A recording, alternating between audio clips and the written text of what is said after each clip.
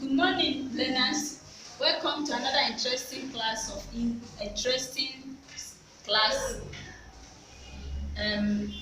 English language. Today we are going to look at summary writing, and the topic says practical approach to writing a good summary. Before we delve into the lesson, we have to know what we will achieve at the end of the day. That we will be able to give a summary of a given passage. When we are given a passage, we're able to give a summary of it, identify the key point or main point of that passage, then answer questions on it. First of all, let's ask ourselves what a summary is. Summary is a brief statement of the key points of a passage. It could be a brief statement of a speech, it could be a document, it could be an account of events. A summary, in other ways, is termed as shortened account of any piece of writing or at any event. When you are given a summary passage, you are meant to give account. You are not going to elaborate much on that. You just have to pick the key notes from that passage and shorten whatever idea you have enough for your reader to understand. And for you to give a good summary answer, you must observe 5 features of it. Meaning that these are some of the things you should put in place in order to answer summary passage. First, there must be brevity. What do we mean by brevity? Means brief. You must be very brief in writing summary passage. Brevity means giving account of an event. It must be stated in a shortened form. That is what we mean by brevity. It must be very short. It must not be elaborate. It must not be telling stories or giving unnecessary details. No. Examples should be removed from that. You must be very straightforward and pick the vital information you need in order to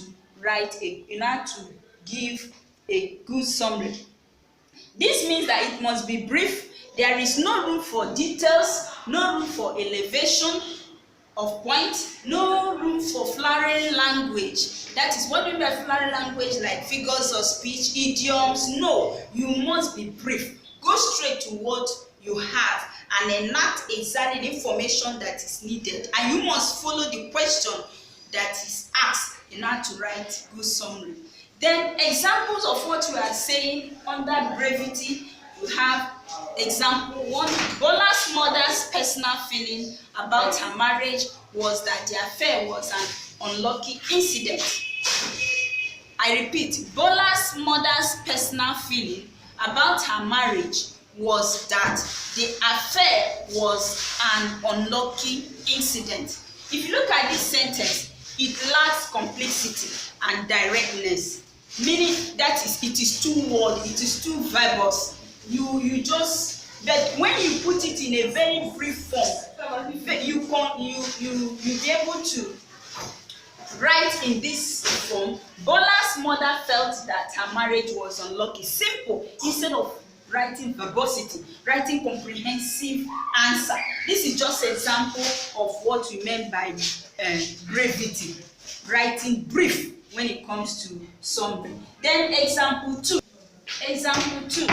It is true that illiterates speak bad English. Again, it is true that illiterates speak bad English.